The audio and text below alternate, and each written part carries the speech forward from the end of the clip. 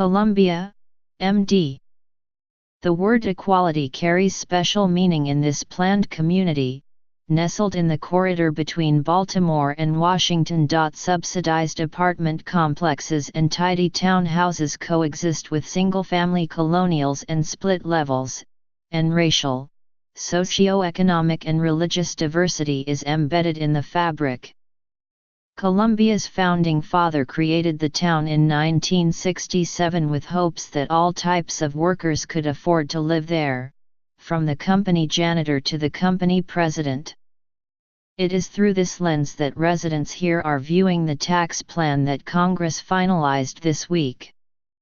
Even as people here try to assess how the new code will affect them individually, many are expressing greater concerns about the knock-on or secondary effects of the plan, which down the line could reduce or eliminate spending in some areas to pay for tax breaks for businesses and the wealthiest Americans. In Columbia, that could mean cuts to the well-regarded public schools and aid programs for the most vulnerable residents, changes that would further chip away at the egalitarian pillars on which the town was built. It is definitely going to have some implications for us as a family, and yet we are solidly middle class, said Maureen Harris as she sat with her husband, Bill, in the dining room of the house they share with their 2 teenage daughters. I am not worried that we won't be able to pay our mortgage or anything like that, said Mr. Harris, who serves as the executive director of the Unitarian Universalist Congregation of Columbia. But to me, it's just immoral.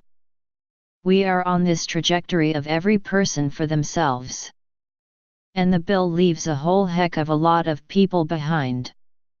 President Trump has advertised the new plan as a massive tax cut for working and middle-class Americans, while Republican leaders in Congress promise it will create jobs and simplify the tax code. At the same time, the plan is expected to add at least $1 trillion to the deficit and increase health insurance premiums. The number of uninsured people could rise by millions. And Republican lawmakers have already signaled that they will call for cuts to popular entitlement programs like Medicare and Social Security. To a retiree like Sharon Lee Vogel, who lives in the Long Reach Village in Columbia, those types of changes are distressing. She had personal concerns including the curtailed tax break on state and local taxes, but she was more upset about how it would hurt middle and lower income families and the fraying safety net. Indeed, the original vision of James Rouse, who established the town after buying 14,000 acres, is less evident today. Columbia is an affluent community in the relatively flush Howard County, which often ranks atop the list of the richest counties in America. The median income exceeds $113,000, and taxes are high. But a widening income gap has touched Columbia, too, and some residents are feeling the squeeze. And many locals fear the tax bill's ripple effects may accelerate that divide, hurting the individuals and families it claims to help. Mr. Harris shook his head as he sat next to his wife in their dining room. My accountant says this tax bill is a solution to a problem that doesn't exist, he said. To a casual passerby, the Howard County Food Bank in Columbia is almost indistinguishable from a miniature grocery store. Locals push grocery carts down the small aisles of canned goods, baby food, fresh fruits, vegetables, and meats.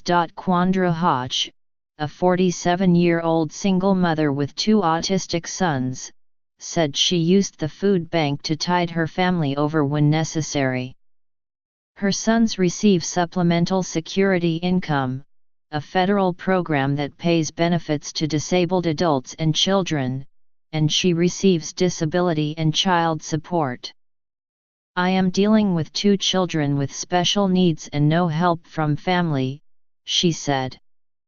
I am grateful for the food bank. But Bida Dayhoff, president of the nonprofit Community Action Council of Howard County, which runs the food bank, is worried that the tax bill will indirectly strain her group and others like it.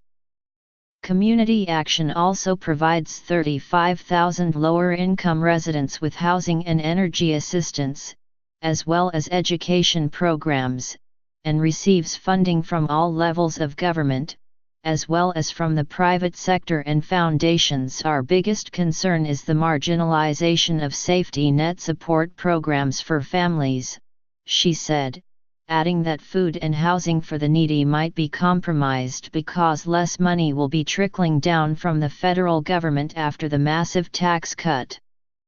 At Bridges to Housing Stability, another nonprofit organization in Colombia, the caseworkers help low-income families find affordable housing while assisting others who are at risk of eviction.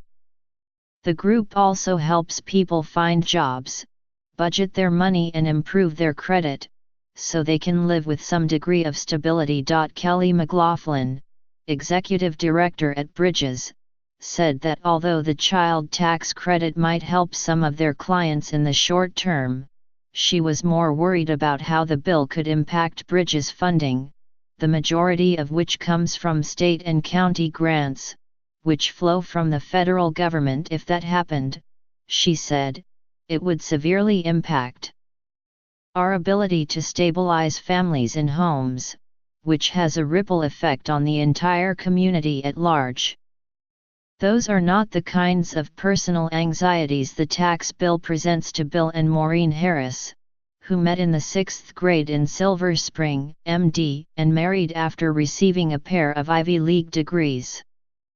They moved to Colombia because it was known to embrace biracial families. The Harrises will no longer be permitted to deduct all of their state and local taxes, including their property taxes, but they don't expect to be especially harmed by the new rules.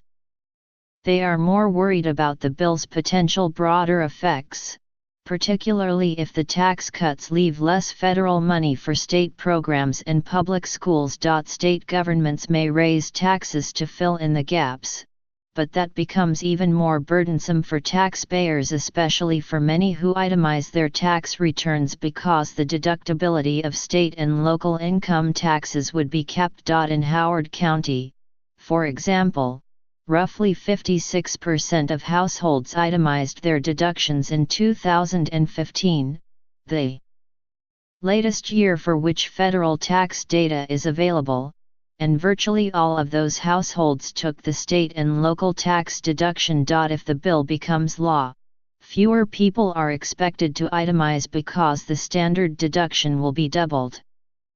But that could have another knock-on effect. People who do not itemize may cut back on their charitable contributions, which are tax-deductible. Ms. Harris said a significant share of her congregation's income comes from tax-deductible donations. If that benefit goes away, that is less money for the church, she said.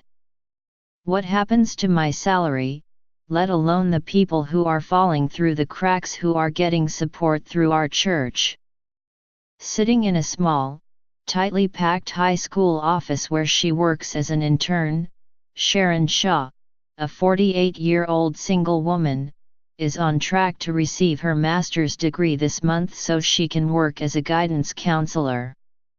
For 15 years, she has held two jobs, one as a secretary at a local high school, the other as an administrative aide at Howard Community College one night a week. The tax bill would continue to let her deduct the interest on the $20,000 she has in graduate school loans, but she had deeper worries about how the changes might affect to other areas, like affordable housing and education. I like to be optimistic and positive, but it is very uncertain where things are going to go financially for people in my situation, she said.